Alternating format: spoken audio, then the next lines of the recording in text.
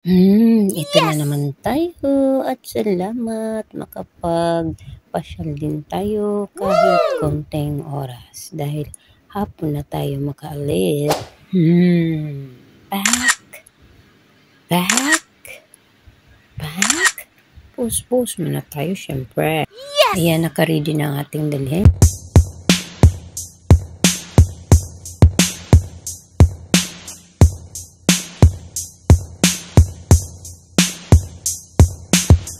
Ayan, nakikita niyo ba mga kalods, yung gusaling yan? Hindi ko alam kung anong gusali yan. Ito pala ang pinaka-shortcut na daanan namin para papuntang Rauda, bahay ng aking kaibigan. Dahil pag sa baba kami dumaan ay sobrang traffic, so matagalan tayo lalo. Alam niyo naman, hinahabol ang oras. Ayan, inip na yan, oh.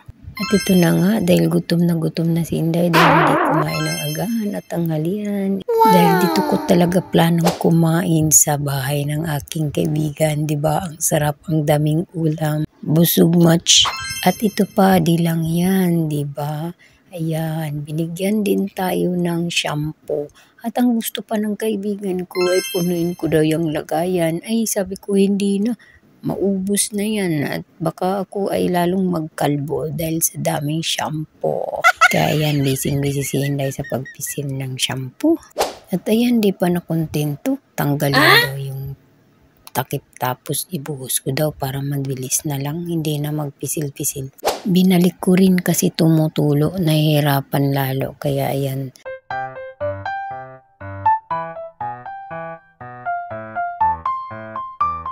O diba, tuwang-tuwa ang bata dahil may pa-shampoo na. Yes! At di lang yun, may pa-lotion pa talaga.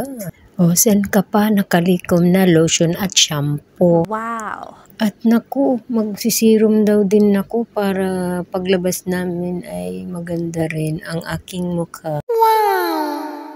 At ito na, ready na. Maghilamos na tayo para makapaglagay tayo sa ating mukha. Next, magpahid tayo ng tissue para smooth lalo ang ating mukha.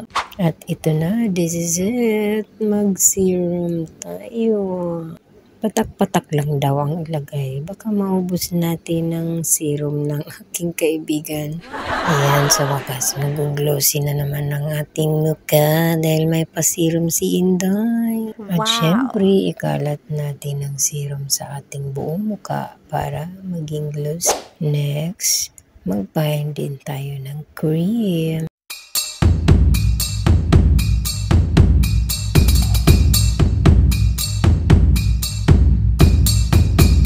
At habang friend ko ay busy din sa pagpapaganda, ay talagang di yan magpapahuli.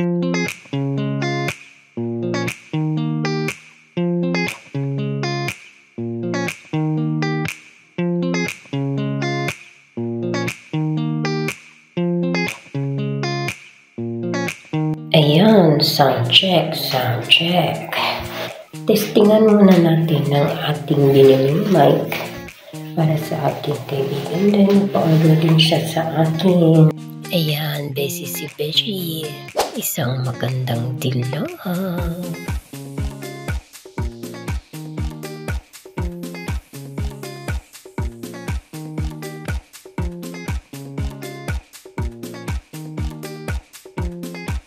At nandito na po kami sa Salmia. Ayan, there na rin. Say hi to my vlog. At ayan, ang bait talaga niyan. Siya pa ang bitbit ng aking luggage habang ako ay pakalma-kalma. Busy sa pagkukuha ng mga video. At syempre, bili rin tayo ng pampalamay. Sarap yarn, ice cream. Ang dami talagang mga kabayan natin dito nagpapasyal. Mga nagdi-day-off, dito talaga sila pumupunta. Iba na din doon sa Kuwait City.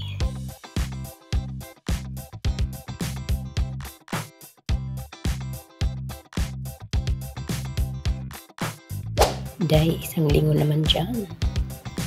Wow! At ayan, nandito na po kami sa aming binilhan ng cellphone nung nakaraan. Binalikan namin dahil nakalimutan ilagay yung resibo. At buti na lang nagbigay din siya. At hanggang dito na mga kalod. See you on my next day off. Thank you for watching.